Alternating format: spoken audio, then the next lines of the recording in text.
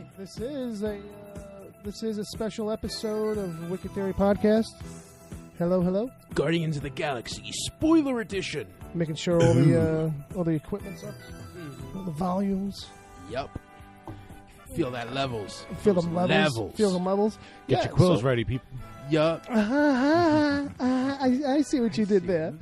All right, so this is a special Guardians of the Galaxy Volume 2 full spoiler review episode thing, because that's what we call them, episode things at this point. Hope you've seen the movie. Everybody died? Yeah. In it? Yeah, everybody died by the end. Oh, we got to start over, people. Start throwing in those hearts. Thank you. Yeah. So just keep that in mind if you haven't seen it and you're in the chat room, because we are doing this episode live, this recording live on the web. Where are we doing it live at, Bill? We're doing it live at Mixlr.com, Oh. mixlr.com/wicked-theory. We do that, a live show every Saturday night Yes. at Yeah. 7 p.m. Eastern Standard Time. Right. And all you got to do is you join Mixlr, and then you look for us and follow us. Yeah, you could do it that way, Right. too. You can download an app for Mixlr, too. There's an Oh, app for your yeah. phone. It's not just a web destination. That's true. That's I use that. There you go. It's very convenient. That was very convenient of you to set it up, that segue. That was very smooth. Well, we've been doing this a little while. We're doing it a little while. A little bit. A little bit. We- Is this we've our caught on professional by sound? now. Is this the professional sound and Yes, tone it that is, we do? Bill. Sounds good to me. Wicked Theory Podcast. I guess I'll introduce us. Bill Sweeney, that's Ed right there. Say hello, Ed. Hello, everybody. That's my brother Bob. Hey, Bill. I probably should just call you Bob. Why put the moniker on there, like brother? Like, I'm trying. Really, I'm people trying are to be going to like, think that that's all- I'm a little tanner than I am. Yeah. This fucking guy. All right, and then I got Jay. Is your name Jay? Uncle Jay. Uncle Fucking Jay. A. I just realized how stupid it is for you to introduce me and then for me to talk in a voice that's not my own. Yeah. That's not a good move on No, that it's part. not technically a good move. Ed Oscar Challenge O'Hare. Yeah. Another one? So, we're going to go all up into it. We're going to get into Guardians of the Galaxy 2. We're going to break it down. We're going to give you some, we're going to get into the cool stuff, the smaller stuff. We're going to break down those things at the end credits. We're going to break down some Easter eggs a little bit. And, we're going to get into it. I think now's a good time to start. How about that? Yeah. Sounds like a plan. All right. So, Let's do this. let's pretend that we didn't just do some other Guardians of the Galaxy talk. And we'll talk about it. Well, we didn't talk much anyway. That's true. But let's give some reviews and some reactions and stuff. Ed, how did you feel about this one? I liked it. I rank it out now. We're done. Fine. If you remember, I gave it 3.5 American tacos. That's true. Right, That is your right. rating. Yes. Out of 5. Out of 5. I think it's a very good second chapter.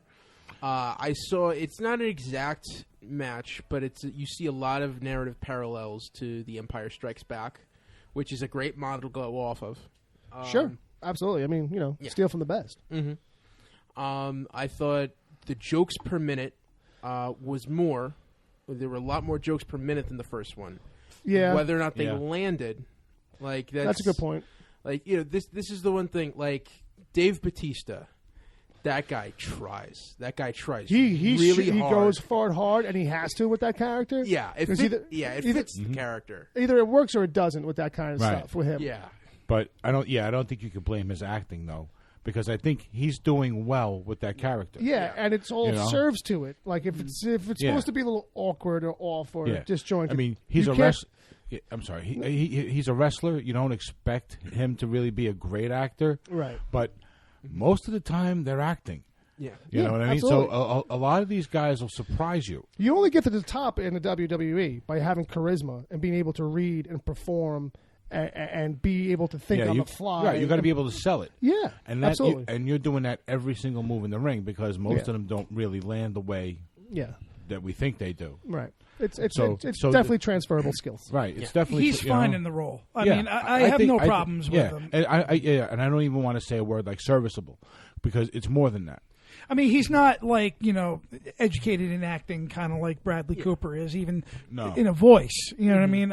Even Chris Pratt, Zoe Saldana. I mean, these are trained actors. He's more of like a muscle guy, but he's good as Drax, I think. Yes. You know what I mean? And and it's funny. You know what I mean? Because they play off each other beautifully. And he bulked up for the role the right way. He didn't get ripped or anything. No, he got a little bit thicker. For the role. Looks like he put on mass. He put on mass. He didn't go and get cut. You grow the love. You're growing to love these characters. You know what I mean? As like sci-fi heroes. Right. Not even talking about Marvel Universe. Yeah, because this movie does serve to bring out a lot more than just laughing. Mm-hmm. Right. By the end of the movie, you're a little bit choked up. Because no, it touches you. It's not, definitely it's not a movie that goes, okay, well, we got to end up on a high note. You know what I mean? No, I thought that jump in when you feel it.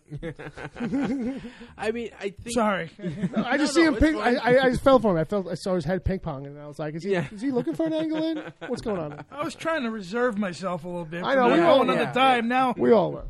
Well, I think it's we're just giving general impressions right now. We're gonna dig in, but basically, I enjoyed it. I think there are a couple parts where it's a little grating. I think it takes a while for you to realize, oh, this is the movie. Like this, like when that revelation comes in the third act and it starts, and you realize, oh, that's the bad guy. Yeah, okay, fair enough. Yeah, it's like, it took us a while. It's a later play than a movie usually has. Yeah, like who's the antagonist? Who's right. Yeah, it breathes and breathes and breathes, and then you realize the setup, and and once that third act starts, it's great. It took a little while to get there. Yeah, well, I think you got a fun movie for the first 2/3, and then you got an action movie with not necessarily a happy ending. For the rest, and that serves what you're really looking for in a summer movie.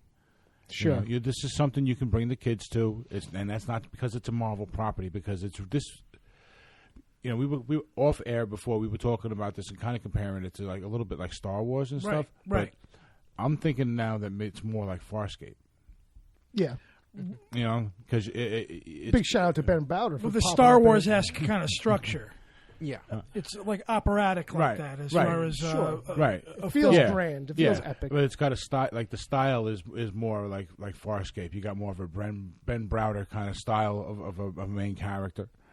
It's a little more like out of control Han Solo. Yep. Okay. Sure. To bring it back around to the Star Wars. Yeah.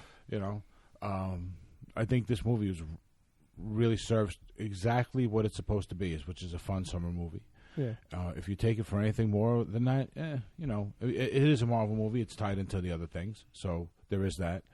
But it's just a fun movie. Yeah, I feel like it's what did you give it earlier? I give it 4 American Tacos. You gave it 4? Yeah.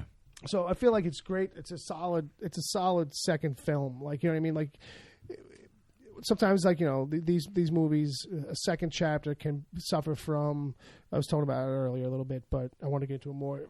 A sophomore slump.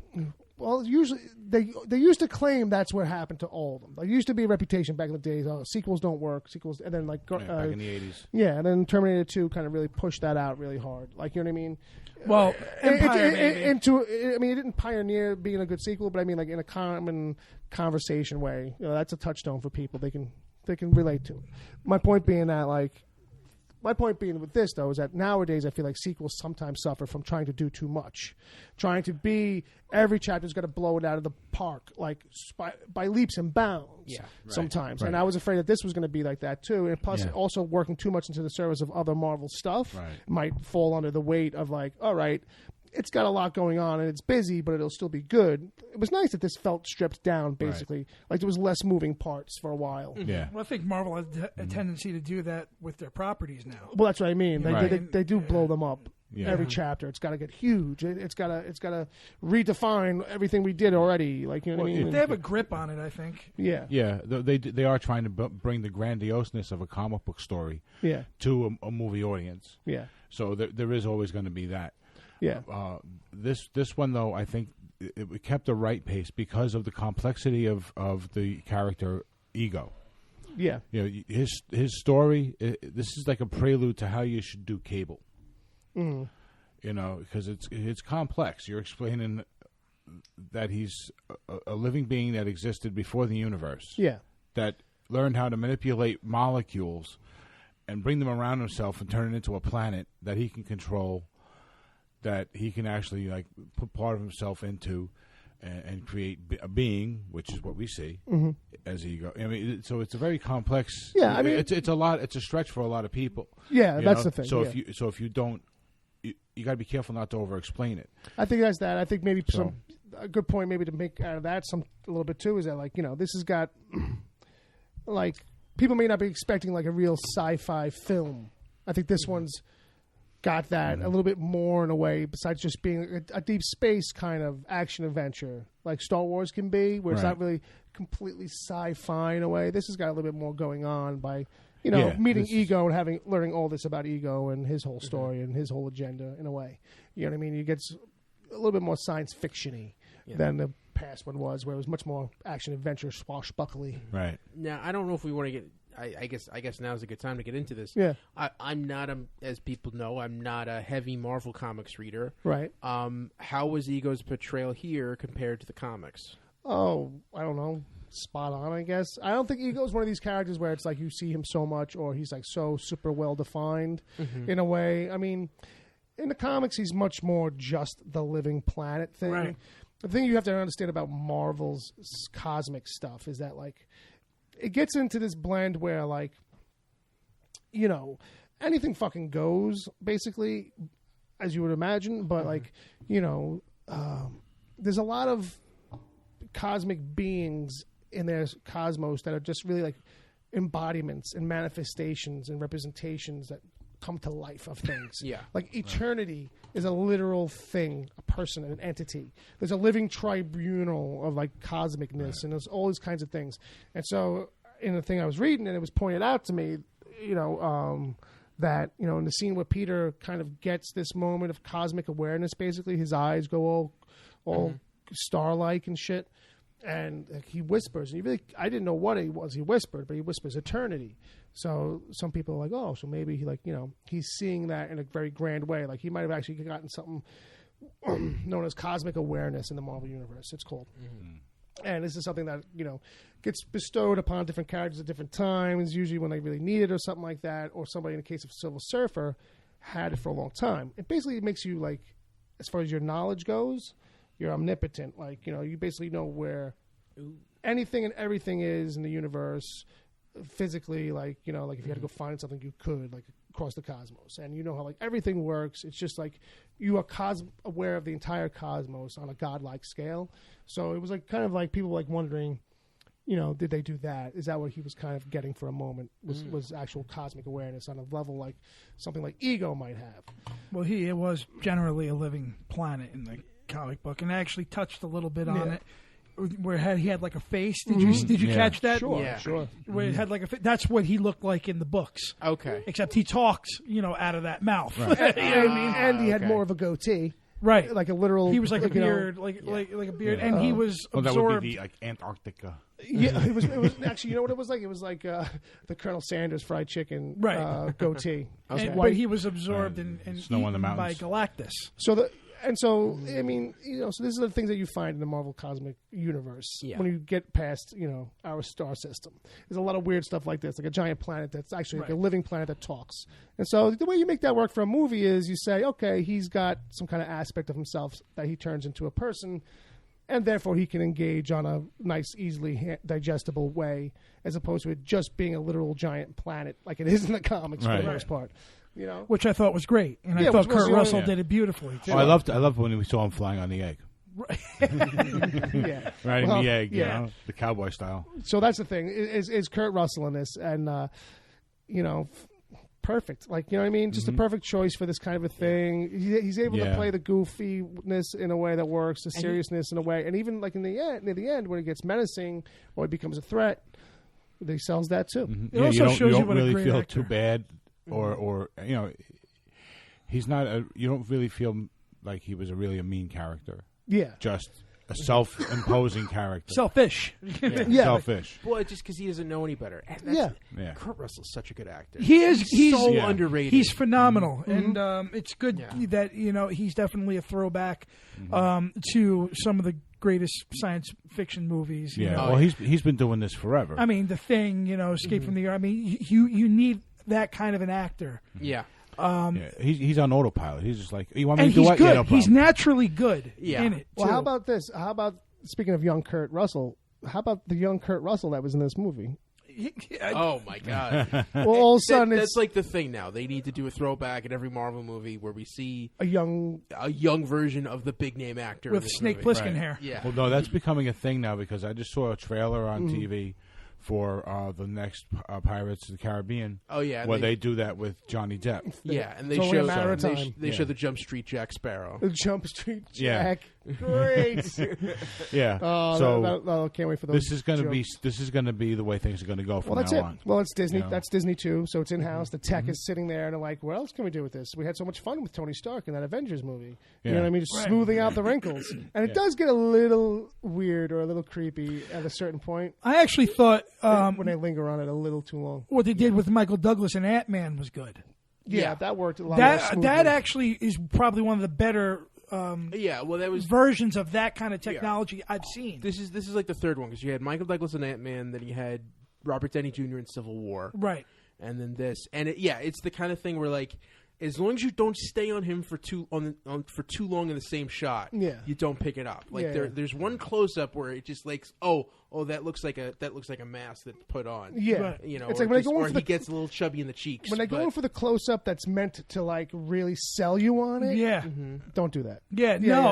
Don't instead don't give me the full. When I sat down for Ant-Man, I was looking at Gordon Gekko. Yeah, it was. It really was. I was like, holy fuck, man! Yeah. I was like, that's great. And he was like, bugs are good. So when they show Kurt Russell in the beginning of Guardians, it was pretty cool. Yeah, I thought. You know what I mean? I remember seeing him looking like that back in the 70s. It immediately brought me back to that. And here we were in the 70s. Right. You know? So I was like, this was him in the 70s. Right. Yeah. We got him in a T-top. Yep. Yeah, T-top. I think it was a T-top Camaro. Got his hair all feathered. Yeah, it was blown good. out. He had the Snake Plissken hair. I was kind of embarrassed for him. But you know what? That's the oh yeah. That's the beauty of Guardians, though. They go right back. They use the soundtrack of those great songs. Yeah, well, it's all debatable. It's you don't like the fact that they use a 70s sound? I thought it was fine. No, it's all good. I mean, I just feel like this soundtrack isn't as good as the first soundtrack. Well, the first soundtrack was more disco pop hits, right? And the it's second all a matter one, of taste. Don't get me wrong. It's more rambling country rock, and it's a little bit more deep cuts too. Not as many upfront big hit singles that you have a chance of having. Well, yeah, heard even if you didn't grow up in the era. Like there's a lot of that in Guardians. Like, you know what I mean? I mean, until Guardians, Ooga Chaka was always going to be Reservoir Dogs. Yeah. You know what I mean? There was no way to ever take that out of my head, and now it kind of has in a way because I've seen so much material from that first movie of Guardians with the Ooga Chaka. I didn't mind the soundtrack; I thought it was fine. But by the way, if they have, this is your wheelhouse. I feel like from what I know of you with music, I feel like this soundtrack's more in your wheelhouse than mine in particular. There's a particular, and if they have any balls, the third one will not be called Guardians of the Galaxy Volume 3. It will be called Guardians of the Galaxy Zune Edition. You're right. If they're going to follow through with what they did with this. So there's an easy out. Because here's the thing. I thought it too immediately. I was like, oh, they crushed the Walkman? They did that bit again? What's the next device? We got to get him a Discman. Yeah. I thought he'd get like a Discman with like one CD in it, but it would have... It was an iPod, though. Right? It's a Zune. So it was Microsoft's shitty fucking... Yeah, that's right. With 300 songs. I had a Zune. Actually, no, I had a SanDisk, which was even more of a clone. There was a transition period for a lot of people where everybody had something different. Yeah. Well, I liked the SanDisks. I thought they were good. SanDisk was good. See, they should have put that in the movie. They were the ones who were making them for the iPods anyway, so that's why people were buying them. That's why they were on the market. So yeah. Anyway, in that moment, I'm like, well, how are they going to do this? Because music is so key to these movies. It's written into the script. He has to get another batch of music, and of course he does. Yeah. You know what I mean? Did you guys notice that this? And I noticed it. I think it was the same in the first one, but I noticed even more here how the score, not the soundtrack, but the actual like score music, is really it's just a repeat of the Avengers score. I felt like there was a scene too where there was a just that dun dun dun dun dun. That there was a scene where they were all kind of rallying up, or we were coming into the scene, or something like that. Maybe in the beginning or something. But I was like, that is a direct. Isn't that? I thought that was the Avengers thing. Wouldn't that have been the? Would that have been the scene the first time that they fight right after Rocket steals the batteries? Quite possibly. It happened like 3 or 4 times in the movie. Yeah, it's towards the beginning and then towards the end. Okay. When they all kind of like team up and get together to get the plan. Right. But yeah, it's that same kind of. Maybe Marvel's like, let's just kind of start trying to bring this in all movies when we need the rallying music. They're trying to brand a certain. God, I hope not. None of them really have like a definitive score. Well, that's that's been one of Marvel's. Maybe it's some kind of psychological attempt at tying the movie together to the other ones. That's what I was thinking too. Like a little bit of a kind of a background thing. Like, hey, this is a Marvel thing. Because like that is the one thing with especially not like the Marvel movies have gotten crap for not having really decent definitive scores where it's like, oh, that's Captain America. The classic, like not that. You know, like the classic DC. You have that John Williams Superman, that Danny Elfman Batman, that Hans Zimmer Dark Knight. Right. Well, you know, you ain't getting better than John Williams Star Wars. You know, you're not getting better than who's left. You know, you got Giacchone. He hasn't done anything good since fucking Lost. He did Doctor Strange, but yeah. Like I said, he hasn't done anything that feels definitive to me since Lost. That's just me. He's talking about Michael Giacchino. Yeah. I thought his Rogue One's. Rogue One was good. His Star Trek scores are incredible. And I'll take it back. He did some stuff that I kind of noticed on Star Wars, and the Star Wars. I kind of feel like but that's like you're kind of given. That's like joining a band and being like, okay, I have to write stuff for the sound of this band now. Like, I mean, think about it. It's like I'm in AC/DC now. I can't start writing. He's the Jason Newsted of Metallica. That is kind of a valid point, though. That's kind of like what I'm thinking. He's Danny Trejo. Wait a minute. I think I know that guy. Trujillo. Did he have long hair? That's Danny Trejo. Okay. Trujillo, yeah. You know, I mean, tell me I'm wrong. You can. Yeah. All right, so anyway. Let's get into some other things, some other aspects of it. This turned out to be a bigger movie for Yondu than anybody expected. Yeah. Michael Rooker, baby, in the house. Excellent performance by him, too. Yeah, I felt this is, as an actor, this is something, because I haven't seen him in a lot of things where he's had big roles. Yeah. Because he's more of a character actor. He gets to do some stuff here. He gets to do some cool stuff here. He gets to come out into his own. And I think maybe he's not going to end up staying in the situation he was in at the end of the movie. Since we haven't mentioned it specifically. Well, Well, we're going spoiler free, so don't worry about it. We're going full spoilers here. He dies at the end.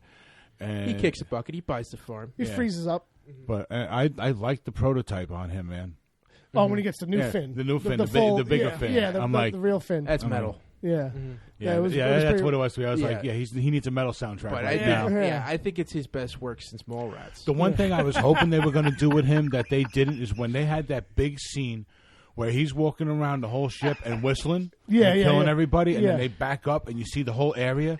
I was hoping he was going to start dancing to that music all the way across the screen while he was whistling. Sure. Yeah, you can see it. Yeah, I was absolutely. I was like, dude, they missed an opportunity here. Kind of smooth, that was like an amazing kind of little because jig. it was just like what was it? It was kind of a disco thing going. Yeah, but even still, it just feels like that movie where everybody's kind of got that was an amazing scene. Yeah, it was a fantastic scene. I was like, yeah, man, go. And in the first movie, I wasn't too big on him because I wasn't buying into the whole Arrow thing at first. Yeah, right. You know, because it was really new to me because I hadn't really read too much of the and comic. It's totally not like that in the books either. It's not like that at all. No, in the books he's just got like I think it's like energy arrows, or he's got like a. Well, no, he actually has a bow. That's what I mean. He actually has a bow. He can control it once he's shot. That's the thing, right? Yeah.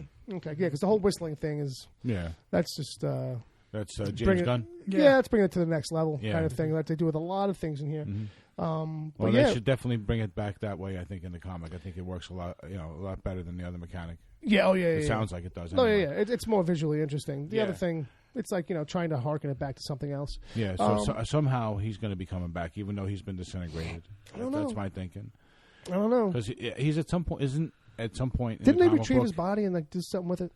No. It was kind of like a burial at sea. They left it out and it kind of got absorbed and something did. It was kind of like an incineration by plasma, electronic plasma or something. It went out the back. You saw a little like fireflies. Out the back, and then his buddies came and they gave him the funeral he deserved. Fair enough. And then they gave him the fireworks. Easy, buddy. Don't fucking start. And then the light that Stallone was talking about actually did show on his grave.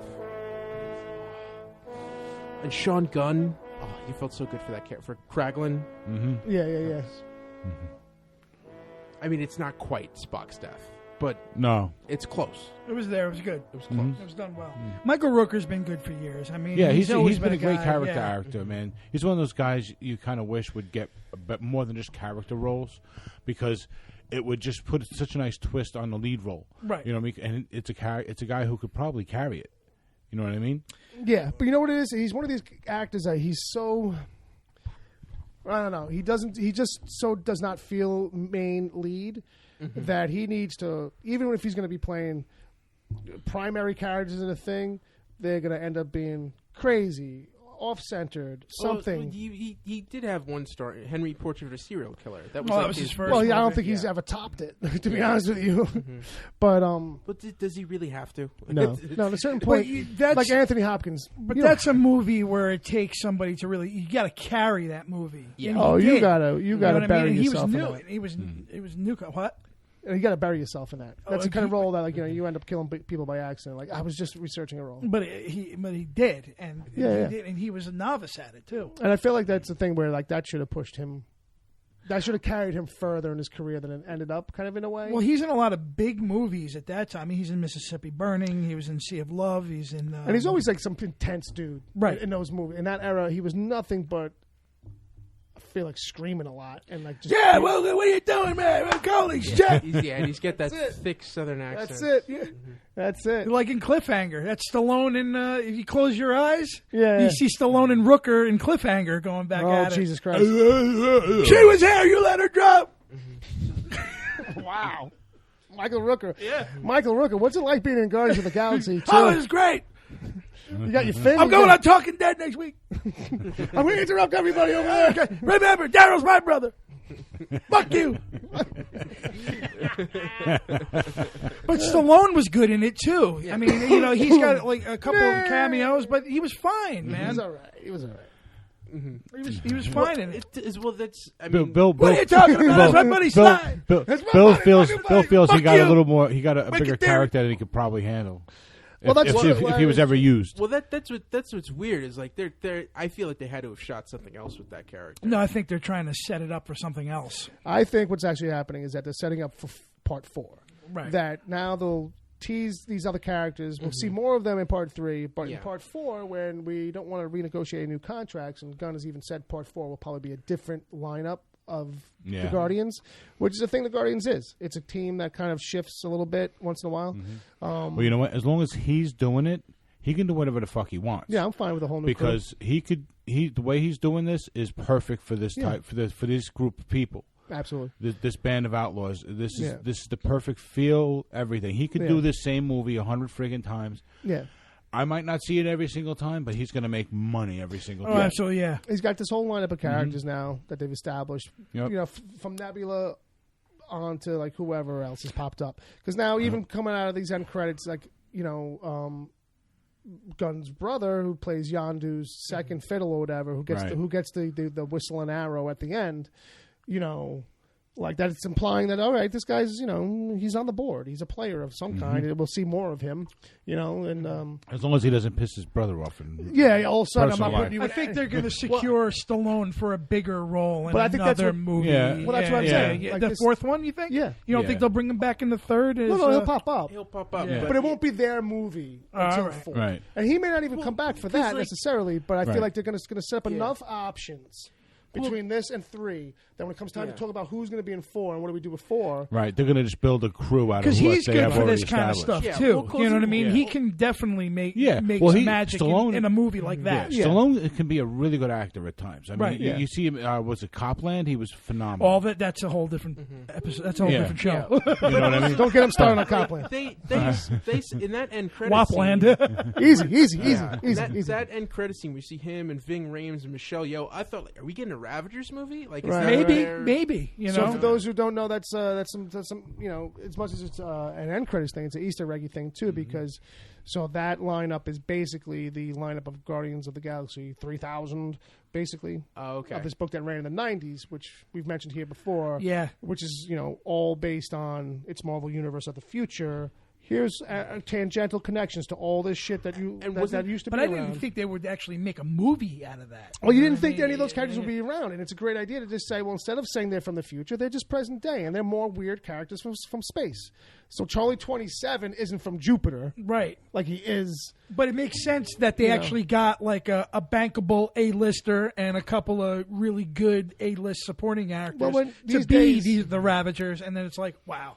All right, well, maybe that would be something cool. And, there's people in makeup, like, I didn't even know Rosenbaum was in it, like, until somebody pointed out to me online that Rosenbaum's Martin X. He's covered in the crystals and stuff. Miley Cyrus is the voice of that stupid robot head. Really? Yeah. With the... Bob's like, I don't like this movie now. No, I'm kidding. Now, Thanos, of course, is, we're gearing up for the Infinity War. Josh Brolin. That's a great point, Jay. Yep. We're gearing up for that. I don't even know what your point's going to be. No, Thanos and the Collector are basically they're the strings attached to the Marvel Universe. Yeah. Okay. Movies. Yeah. Sure. What do you think is going to be the actual connection? Like, are we going to see Tony Stark go out there or something? Well, I thought we were going to get some here. I was expecting. I'm thinking that we're going to see something in Thor 3. Right. I think that's where it's going to end up having to be. I heard Peter Quills actually shows up in Thor Ragnarok. It's quite possible. That's what they said. Well, no, because he was there on the first day of shooting for Avengers Infinity War. It was like him. Because they're all there for it was that. Yeah. him, Robert Downey Jr., and Tom Holland, who's Spider-Man. So just like to have those three people in a scene.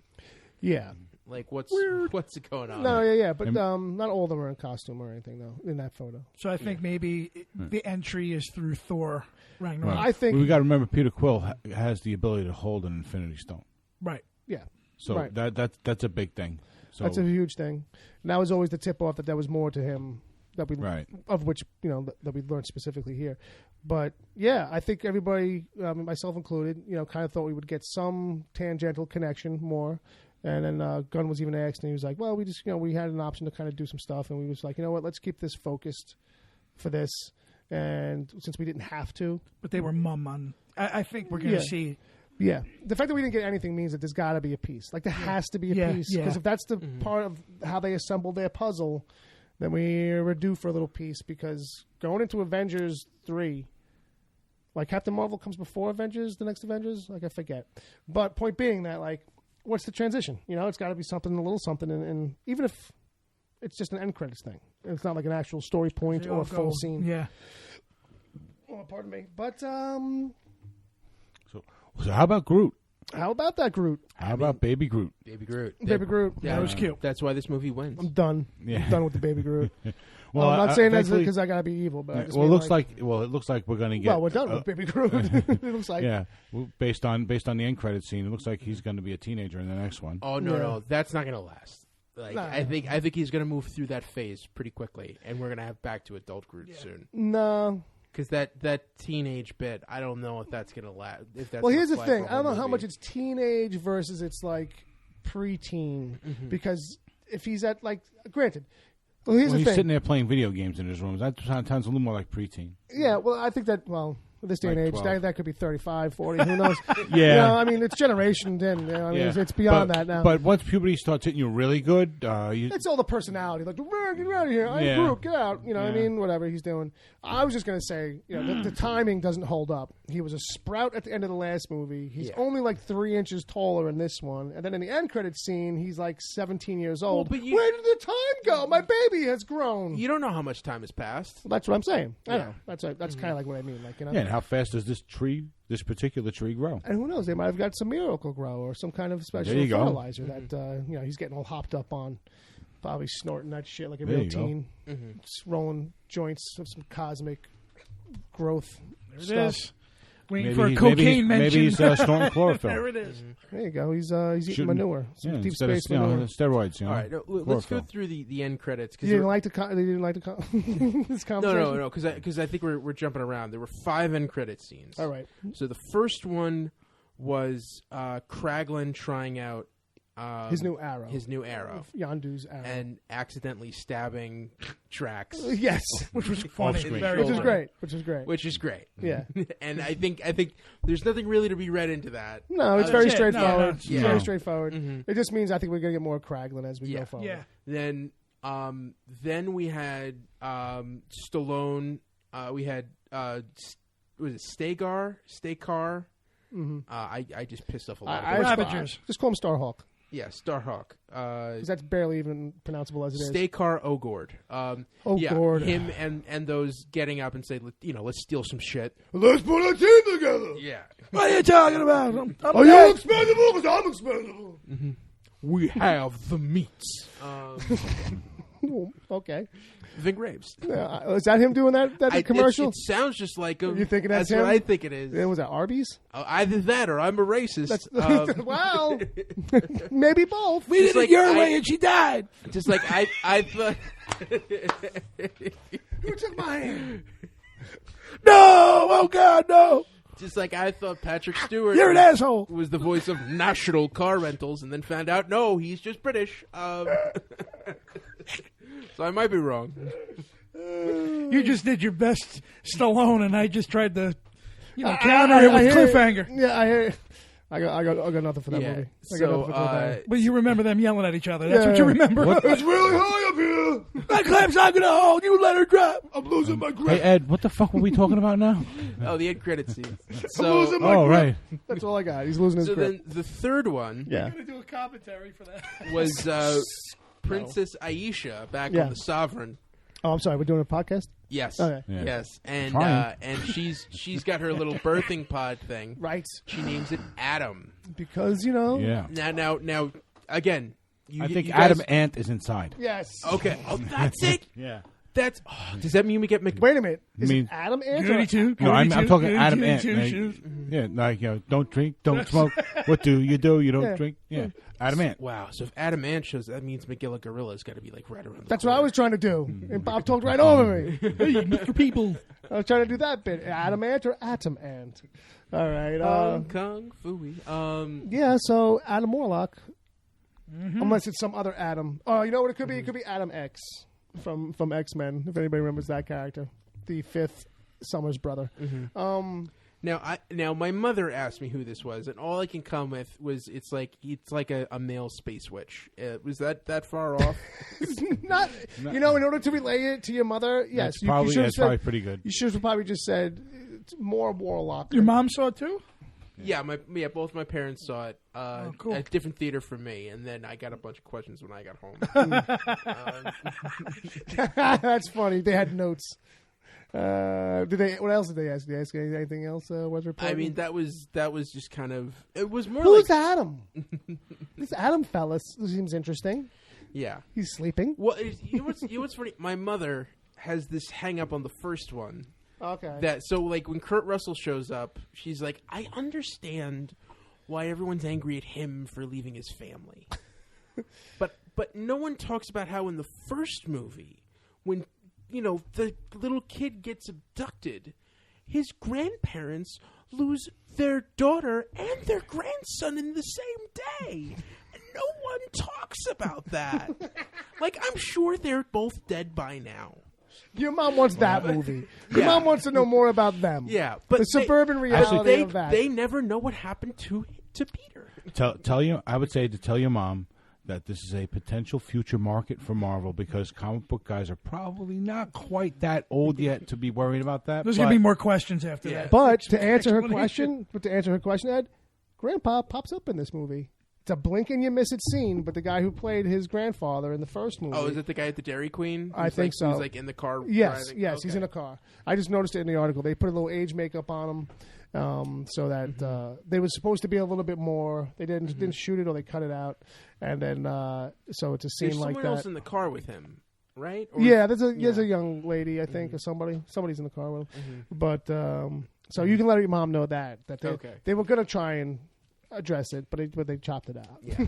There was gonna be a long sequence where they went into detail about that. Well, all I'm saying is if he shows up on Earth in Infinity War and doesn't say hello. swing by. If you don't go say hello while you're in town, You're a bastard.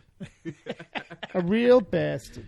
All right, so what else we got for maybe at the end credits? The fourth scene was Teen Groot. Smells like Teen Groot. Teen Groot. And the last scene was the Watchers ditching Stan Lee. Which was very cool. Which was very funny. Mm-hmm. Which I don't know if it caused the theory or just was made because of this fan theory that like maybe Stan Lee is like, that's the way to kind of like think of Stan Lee. Like he's like the Watcher. He's in every movie. Like he's the all-seeing thing, like, you know what I mean, or he's the linchpin of the universe, or he's like, you know, like that's kind of like a nice I just think play we're on gonna, it. I think that's their play on it. I was reading something. Kevin Feige was saying that was kind of a thing that they were thinking, you know, to play around with that idea without it actually being true. Yeah, right. This is a way to kind of like homage it a little bit. At least that he's like some lost spaceman. I thought it was cool to see the Watchers, though. That was pretty damn cool. Bro, when you go by his face at first and you see, I'm like, holy shit. Yeah. Like, and one thing that was like one of the few things that's ever like made me go, wow. Like, wow. Like, really got me. I think they'll play a big role in the Avengers movies. Maybe. Well, we don't know because Maybe. one thing you got to think about with the Watchers is they're really predominantly a Fantastic Four that's group of characters. That's why I was so surprised to see him. So that's the big. So what does that mean for the Fantastic Four potentially? Well, here's the thing. Because if they're allowed to, if they're allowed to use those characters, which they shouldn't be by their contract, well, I think that have they come to a deal with Fox? Well, it's also because there are some characters that are gray areas. I think this might be the thing because since they're the overseers and the watchers of the entire Marvel universe, like, and they the most powerful, and they pop up in every book in that aspect and in that fashion, then like Marvel should be saying, well, they could technically pop up in an X-Men movie if anybody wants to use them. Yeah, and I mean, and that would be cool if Marvel was like, hey, by the way, go for that. Yeah, it's kind of the same way Marvel and X-Men were both able to use Quicksilver. Fair enough. Yeah, it's got to be an overlap like that. I'm sure the legal department went through it. You know, fine-tooth comb. We're not wasting money on CG of a giant egg-headed dude on the moon or a rock. Basically, 3 giant Stewie Griffins. Yeah, you know. And getting Stan Lee, paying for him to get hauled down to wherever he's got to go. Right. Yeah. You know, that ain't cheap. Yeah. So those Accessoride ain't really how he gets from the nursing home. You know what I mean? He ain't getting a ride in a van, a little van. So those are the 5 credit sequences. No, they were all good. And how about the credits themselves? Like, a lot of fun with the credits. Like, you know, we knew we were going to get these 5 sequences, like they came out, but the actual credit runs themselves, they had these little circles on the sides where you'd get like these motions of characters. And then to answer the question, because I looked into it, Bob, Jeff Goldblum pops up in one of them. Yes, and so it was like, what's up with that? And it was just thrown in there as a goof. Like, Okay. there was, well, at this point, no one said that there was a scene that was cut out by mistake. And since James Gunn has done a lot of interviews and stuff, like, it probably would have came up by now. But maybe something else will come out. Who knows? For sure. But I went to a couple different sites, and no one's got it, as of now, no one's got a hard answer that there was a cut scene. But he pops up. They did this cool little thing with people's actual names where, like, it would just say, I am Groot, and then eventually it would change over to a name. Now, with Jeff Goldblum popping up, are they talking about the character he's playing in Thor? Yeah. And that maybe that was a bridge they were going to probably try to do. It might have been a thing. You know, Well, he does look like, more or less, like one of those gold people. Maybe maybe they're going to introduce. I forget which character he is. Something from Guardians, and he's like the link. Well, that's what I thought was going to happen. Like, he would be the segue into that. Like, we would meet him in one of their moments, and then he would actually be in his normal, you know, role of his life back at that planet with the Hulk and Thor. I was surprised Thanos did. He's playing Grandmaster, Jeff Goldblum. Grandmaster. And I Not to be confused with Grandmaster Flash. Yes. That's a different dude. And I was surprised Thanos didn't show up at all. I mean, he was mentioned several times. I mean, that's all Nebula could talk about. I mean, come on, let it go. Yeah. Well, the movie is one big, long ode to daddy issues. Right. Like, if ever there was one. You know what I mean? Absent fathers and whatnot. True. You know, and maybe maybe having Groot as a kid is a reflection of that in a way where it's like, you know, it's a little brother / son type thing. Maybe the next one. You know, maybe that's a theme. This whole, because this is turning into a thing where it's like, it's about family, even if your family's dysfunctional as fuck and in deep space. So maybe there's that going on. Rocket was really cool. I really enjoyed. I enjoyed all the scenes with Hilarious. Rocket. And he has a cool character arc with Yondu. Yeah, he does. Yeah. Does that? They actually they really connect. I think that I really like all those characters.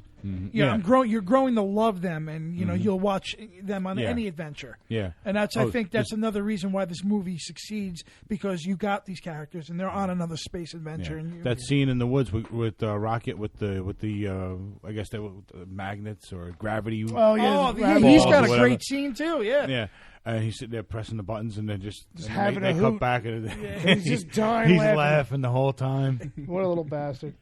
And that's the thing. And then Groot and Rocket, they steal it in the comics, so it would be so interesting to see whether like a real kind of CG thing in this world with just the two of them, even if it was a short or something. Right. Like, oh, just give us that. Even if it's like a 7-minute like solo thing, just them fucking around on the ship. Like I don't want it done by the animation company that does the Saturday morning cartoons. I don't want it done as an independent 6-thing series on YouTube. I want to see it as like a Marvel movie short. Like, well, they use the same sets and they do the same CG team in there. You know what I mean? Yeah, and you know what? They were doing those one shots on the DVDs. Yeah, it seemed like they were talking about like they were going to keep those going and just kind of petered out. Like, and this is like Pixar they throw in a short. And it's before all of their animated movies. Yeah. And usually one of them is nominated for an Oscar, and they've won a bunch of times. Well, that's the only thing. Is like, where would Marvel put it?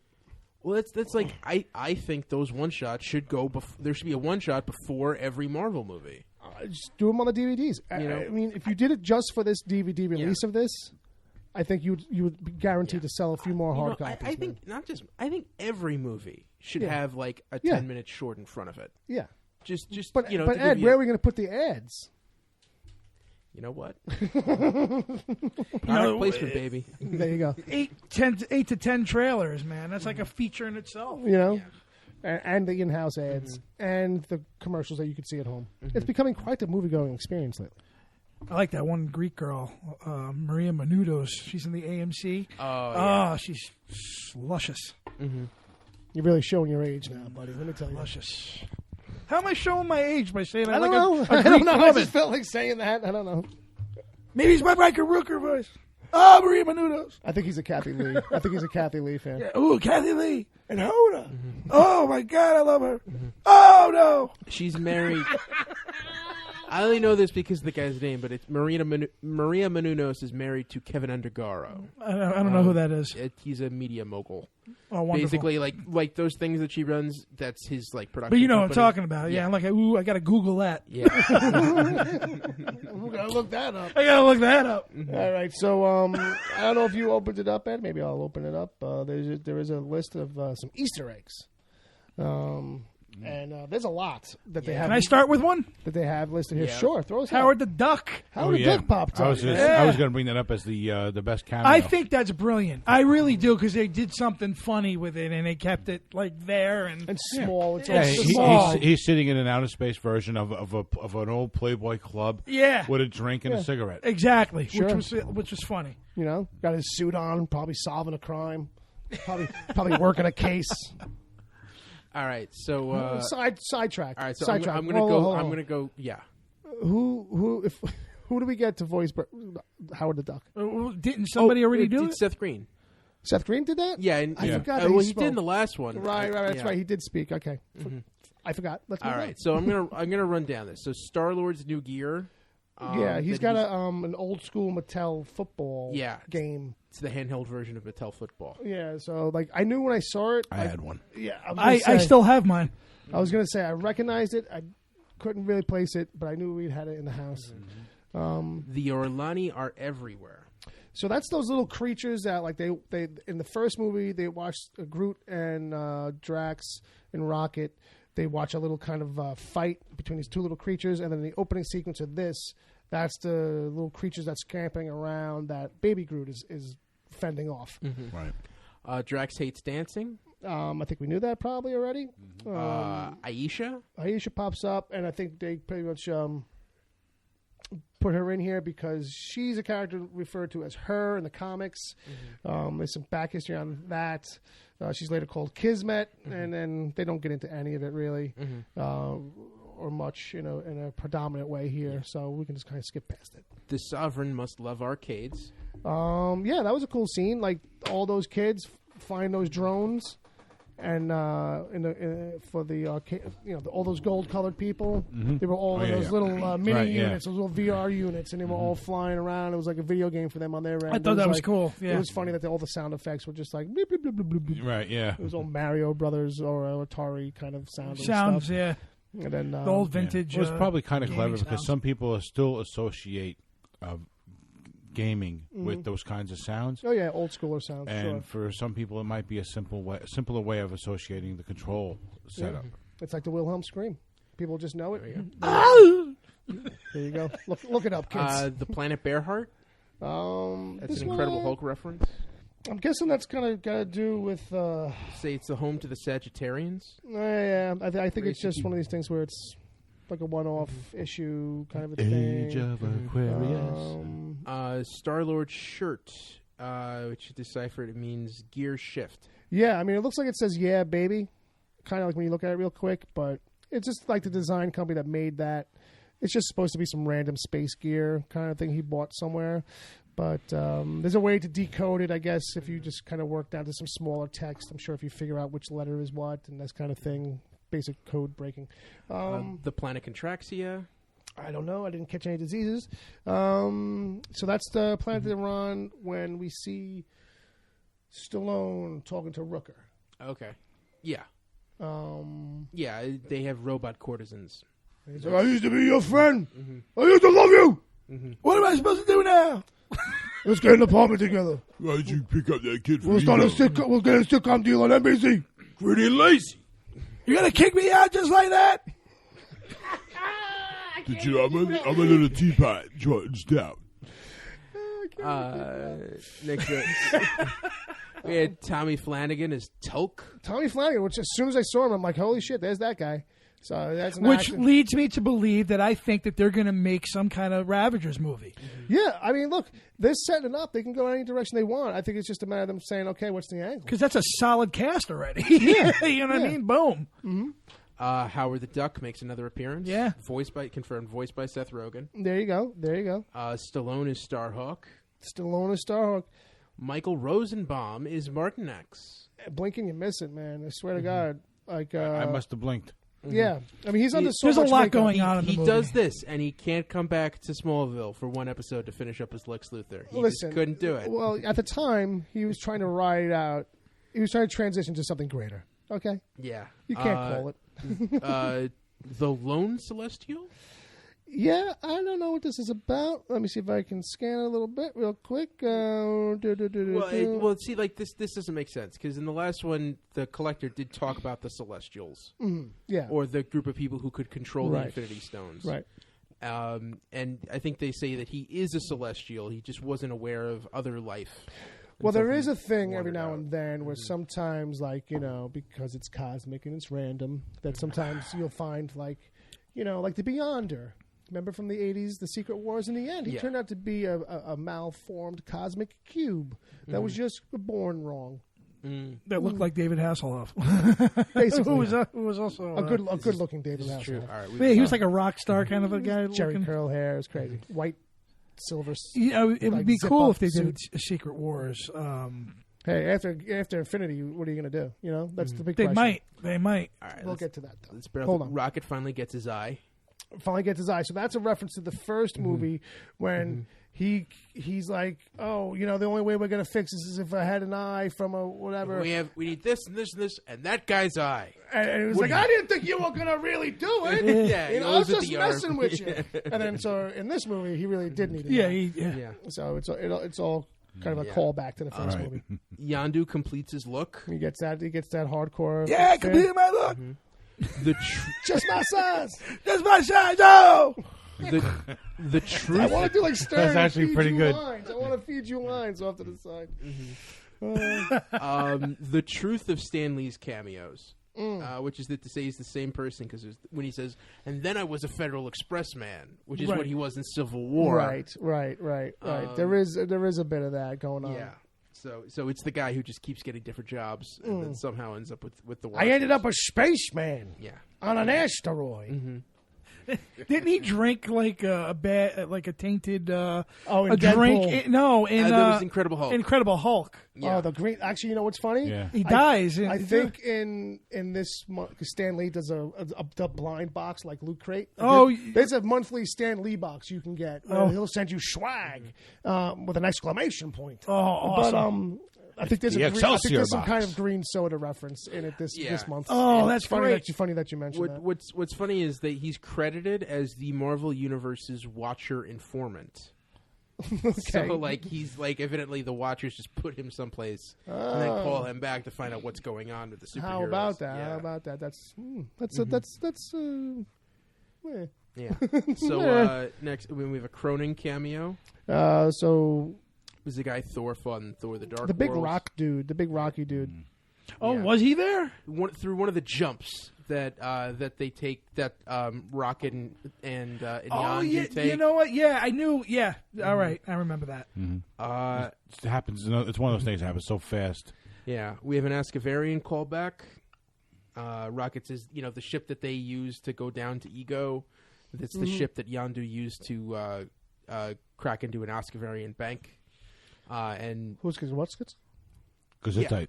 Yeah, really. and Ascavarian bank. That's a callback in the first one, and when they meet Drax. I split it in half, Bill. I'll take it. When they meet Drax, where are we gonna keep it though? Up my ass. All right. I'll be on the Talking Dead tomorrow. Peter's giving a fuck Chris Hardwick. He's telling a story. I was waiting for a Hardwick reference. Peter's telling a story about how he once had sex with an Ascavarian, not because he wanted to, because he had to for a job. Yes, right, correct. Yeah, and then Drax later refers to him as one who was laid with an Ascavarian. Right. In his so subtle fashion. Yes. Then we have the planet's face. We talked about that. Yeah. Star-Lord glimpses eternity. Mm-hmm. Right. The Guns join their son's adventure. Yeah, that just was like, James Gunn just puts all kinds of family in these things for little aunts, uncles, whoever. Mm-hmm. He'll jam them in the background, make everybody happy. Oh, that's okay. So maybe we're thinking. So yeah, James Sr. and Leota Gunn. I guess that's like his. I don't know. It doesn't say the relation. Weird old man and weird old man's mistress, respectively. His brother's in all of his movies. Mm-hmm. Yeah, his brother Rooker and Rob Zombie's in here. Somewhere. Actually, his brother's in Tromeo and Juliet, the Troma movie that James Gunn did. Okay. Oh, okay. So that's not who I was thinking of. Peter's grandfather returns. Mm. The second time the blob stops spreading in Missouri, it does so permanently. The blob was lifted up their SUV onto its front tires. Okay. All right. So it was what I was thinking of, but different characters. I'm just confused as to who the Guns were. So yeah, it's Peter Quill's grandfather in old age makeup, covering to cover the intervening 3 decades. It doesn't say who's in the car with him, but okay. Okay. Wait. Okay. So there's a passenger. She's played by Demita Jane Howard, a stunt performer. So, all right. Mm-hmm. What is there? What do we got? I know there's a bunch, but yeah. So there's 14 more. We got 14 minutes. Shit, let me hurry it up and help you out then. Young Peter returns. You saw him in the flashback with Yondu. Right. Yondu's blue frog. That's one of the mementos. Yondu's troll doll. That's another one of the mementos. There's I guess you might have skipped past those. Maybe I missed it. The eternity thing. We already did that. Sorry. I was distracted. I'm on number 12, going on to 11, which is One Last Arrow. Okay, I see. Yeah. Charlie 27. Played by Ving Rhames. Ving Rhames. So, which was like, I didn't like, at first I was like, what's going on here? And then I saw how big he was. And I was like, oh, he's playing Charlie 27. Yeah. Mm-hmm. Which will be interesting to hear how they rewrite his origin. But whatever. Alita, Starhawk's other half, is played by Michelle Yeoh. Yeah, so that's the thing with Starhawk is that him and his sister, I believe she is, they kind of split the same form. They share the same body for a while, kind of a thing. Like it has to be the girl or it has to be the guy. Like, you know what I mean? Kind of like an alter ego-y thing. Right. But she's got her own set of powers and stuff. Yeah. Krugar conjures strange magic. So that's the red guy in that end credits scene with the Ravagers. He's snake looking, and so like in the future comics, he's like the Sorcerer Supreme, Doctor Strange thing kind of going on at the time. So the fact that he's in this now is like, okay, well, what's he going to be like now? How's Marvel going to rework him? What run was that? So this was in the Guardians of the Galaxy future stuff, which had Vance Astro and all that stuff. No, I remember. I thought we were going to see Vance Astro. That would have been great. Yeah. That would just be a mind fuck for people. So Miley Cyrus is Mainframe. Yeah. Adam Warlock joins the MCU. Grandmaster gets a credits cameo. So there it is. It's confirmed. Yeah. There you go. Grandmaster Flash. Cosmo returns. The dog. Yeah, the dog. He's appearing in the credits. Yep. And Grooted credits. Yeah, that's when we were mentioning earlier where everybody's name kind of got swapped out. And at the very end of those credits, you realize that the closing credits song was sung by David Hasselhoff. Yes. Yes. Written by James Gunn. Made special just for the movie. TV's Nick Fury, the original. That's true. Yeah. Yes. And that's the picture they use in this article is the Nick Fury. Of course they got written by David Goyer. Guy that wrote the not always Nolan good films. Not always good. Yeah, and the final... Not always bad either. Did you say though. David Goiter? David Goyer. David S. Goyer? Oh, I thought you said Goiter. He wrote the Blade films. He wrote Nolan's Batman stuff. Batman stuff with him. Yeah. With an adult in the room. he wrote Dark City, I think, too. Yeah. No, yeah, Dark City was good. And final disclaimer, which is one of my favorite parts, is at the very end. Yeah, I saw this. The last I Am Groot thing reveals a disclaimer that says no raccoons or tree creatures were harmed during the making of this feature. The same cannot be said for handlers of said raccoons and tree creatures.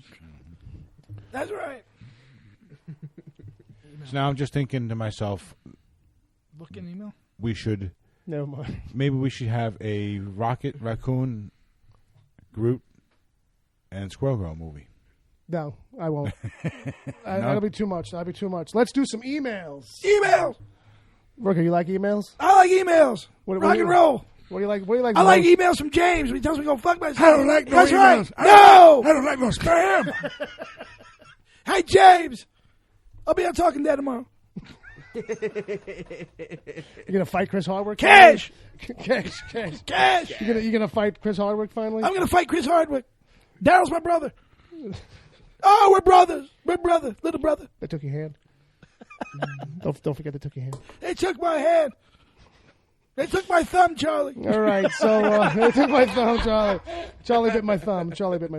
All right, What's in the email? This one's the missing piece from James's email earlier this evening when we did the regular show. James had an email in there, and he had some Guardians of the Galaxy stuff, so we saved it for over here. He goes, I think Marvel did a great job with the trailers for Guardians. They showed some of the fun stuff, but they didn't give away the movie like so many trailers tend to do, which I got to agree with him, because that was a big thing me and Bob noticed, was that, like, I felt like a bulk of the trailer stuff was really from the first 15 minutes. Yeah, pretty much.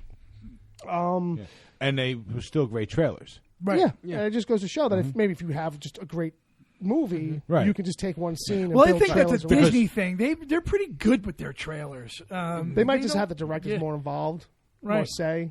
And also in the first 15 minutes of this movie, you have enough action to look like you're doing the whole movie. Yeah, fair, that's true. I mean, it starts out with them fighting a giant, like, slug monster. It's almost like a sandworm from Star Wars. Yeah, fair enough. Yeah. You know? It's a sand slug with teeth. Yeah. You know? Which Drax, by the way, stole the scene. Oh, yeah. That was awesome, too. Yeah. So, overall, I have to say, this is James talking, I have to say 4 to 4.5 American tacos. So maybe we could do 4 American tacos and a bag of chips. It wasn't 5, though later, after, I know you've seen it, it'll include my spoiler-filled review, my specific gripes as to why that 5th American taco isn't there. You can pass on that, buddy. So I guess congratulations. I now think... so I guess congratulations. I know I now think of you all as friends instead of just hosts. And I don't want that. I don't want to be that asshole that ruins that and fucks up a great movie for you. So I'll move along. So James, thanks for that, buddy. Appreciate the email. Thanks for being a friend. Thanks for Thank you for being a friend. Thank you for getting travel down the road and back again. No, I just want them. What is your major malfunction? I just want the Rooker. You're a pal and a confidant. I'll be on Talking Dead tomorrow. All right, so with that, we got some Guardians questions from Chad Rose, a regular listener. Hey, Chad. Chad, what's going on, buddy? He's got a good point here in this thing because we didn't even mention it. But did anyone else find the Pee Wee Herman large Marge goofy faces during the space jumps a little too much? Like there was this whole thing where they did the space jumps and the whole they did it twice, shifted around and it got like you know they did do it well. They did it twice. It was fairly quick both times, I funny. think, and it was funny, and it was short. Mm-hmm. Both of them were short. It wasn't like you sat there and you saw them go through 5 or 6 faces each, and then it cut. It was like one. You cut to them for a second. You saw them in the middle of the face, and then that was on something else. No, I don't think it was too much. I think they did it. They did it twice, and it was just enough. They didn't blow it out of proportion. They had to show it when they mentioned it, and then they had to when you come back. When they come back again, it's like, by the way, Meanwhile, back to these guys. They're still in the middle of bouncing around. It was like 700 jumps they had to do. Yeah. So he goes on to say. So wait, Mr. Rooker, do you have anything to say for yourself? I thought it was great. That was it. Well, you're a little biased. You were in the movie. Yeah, a little bit. I'll be on Talking Dead tomorrow. You Come on, Bill. Don't ask me questions. Thank you, Michael Rooker. Go Red Henry. Did it hurt when you got your fin shot off? No. It was a prosthetic. Put it on my head. I'm sorry. I guess we're just taking advantage of you being here and making this into an interview. You're right. We shouldn't. That's not fair. Fuck you. He goes on, our buddy Chad Rose in the email. He says, and for the first half of the movie, having a punchline at the end of each scene was getting a little annoying. Am I being picky, or was the comedy feeling a little bit forced sometimes? What scene did he say? Just for the first half of the movie, he said every scene felt like it had a punchline at the end. Well, I mean, it might have, but it worked. Yeah, so like maybe we're overlooking it. Well, this was the kind of thing with Drax's character, because the whole point of that character is comic relief. Almost after you laugh at the joke, he explains the joke and makes you laugh harder, that does get a little grating after a while. Well, it does get the thing where it's like there are certain things where it's like, oh, we've been here, we've done this gag. Yeah, this is a different spin, but it's not a big spin off to the left. It's a good enough spin to the side. That's what I felt about some of this movie. Like I gave it the review I did. You're hideous. Because that's funny. I forgot about that. But because it is a thing where it's like there is a lot of disgusting. There is a lot of familiarity and a little bit of like could we have gone bigger? Could we have gone a little further to the side? Done some bits a little stronger because we went a little different instead of rehashing a little bit. I don't think they blew anything out of proportion, really. I mean, if there was a tired joke that was going on, I know that when Groot goes and tries to get the fin. Yeah. You know what I mean? Yeah. He brings back all this kind of stuff. But I think that Rooker and Rocket bring it back. Right. To the audience a little bit. Like, it's fun. You know what I mean? It was funny. And even if something flounders, 90 seconds later, you're going to have something else that lands. Like when he brought back somebody's thumb or somebody's finger. Yeah. Right. I was laughing my ass off. What is that? And they were like, how did he get that? It's a very human finger, too. Right. So it's like a toe. It turns out to be a toe. It's a toe. It's a toe. It looks like a thumb. CG, so it looked like a thumb to me, too. It was such a neat cut, too. Yeah, Andrew knew it was a toe, though. So, I don't know if I felt like the comedy was forced in any way, but it did start to feel like, oh, this is like more comedy franchise like thing than action sometimes. But that's because they had some downtime, I think, in the middle for the story for this, where it was like we have time where the characters interact, and there's just natural comedy in a way with somebody like Drax and Rocket. You don't talk to Rocket for more than a minute or two before he says something stupid or crazy out of his mouth. Taser face. You know what I mean? Exactly. Well, he just says something that's insane. Scrotum head. So I just wonder, what made you look in the mirror and decide Taser face? And so he goes on in the email. He says, "This one reminded me like of Fellowship of the Rings, which isn't a bad thing, but you can get to finally see the group come together, like in a stronger, broader way." I'm adding that onto his, which I think is the magic of that. These characters are great. Yeah, you know what I mean. They're good. They're strong. They're they're well developed enough and well rounded enough where it all works. This movie's it's all cotton, baby, 100%. It breathes. Oh my God! And not Jesus only Christ. that, too, I can't wait for them to be in the Avengers because that's going to be cool that they're going to play off each other like that. Right. Definitely with Robert Downey Jr. I think that's going to be kind of cool. These are the characters in the Marvel universe that are good for this kind of film. Right. Right. You know, one where you can have a lot of comedy Right. and still tell a fairly, I won't call it epic, but a fairly long story. Sure. You know. Yeah.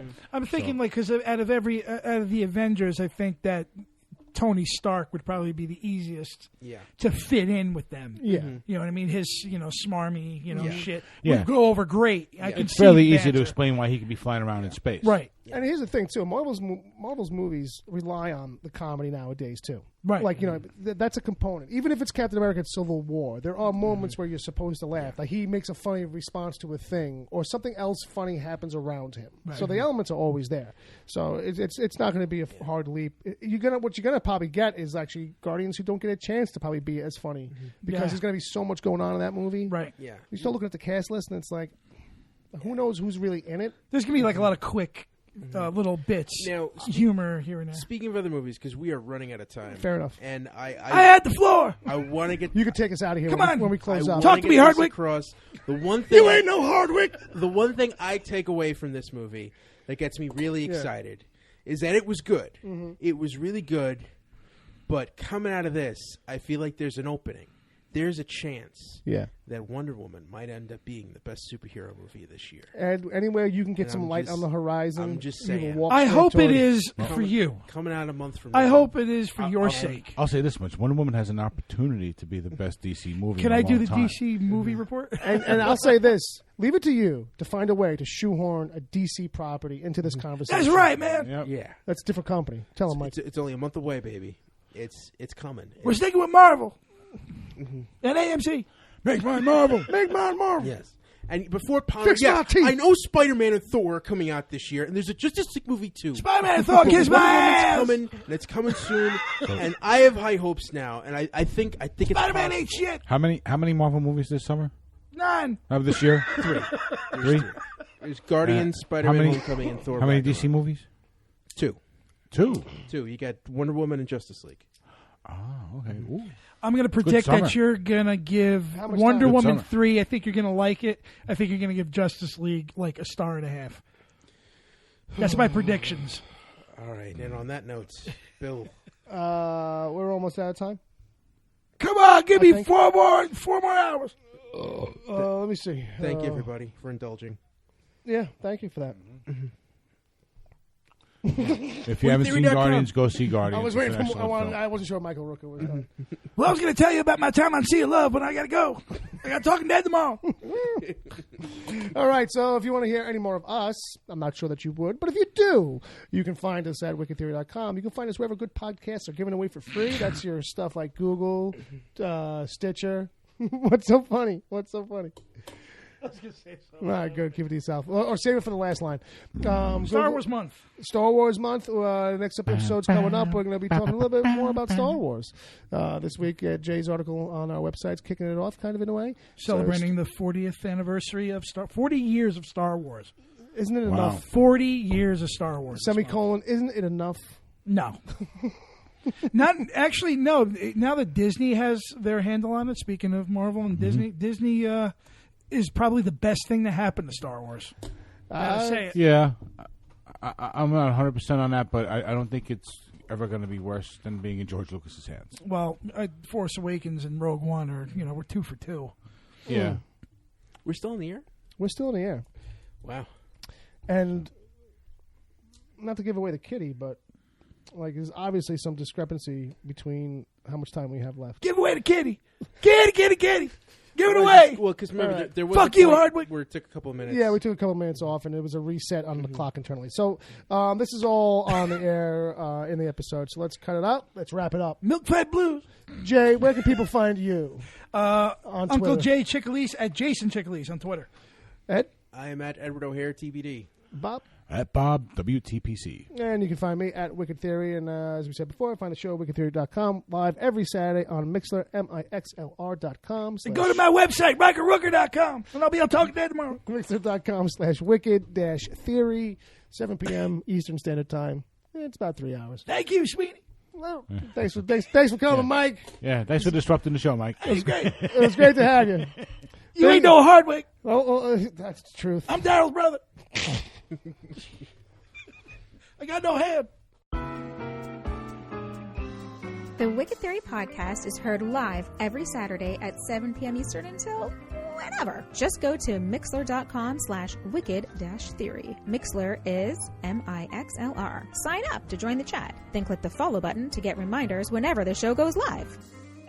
You can find the show on iTunes, Stitcher, Google Play Music, wherever good podcasts are given away for free, and at wickedtheory.com. You can support the show at patreon.com/wickedtheory. There you can get the after show if you miss it live. God forbid. Plus other exclusive episodes. As always, send your emails to podcast@wickedtheory.com.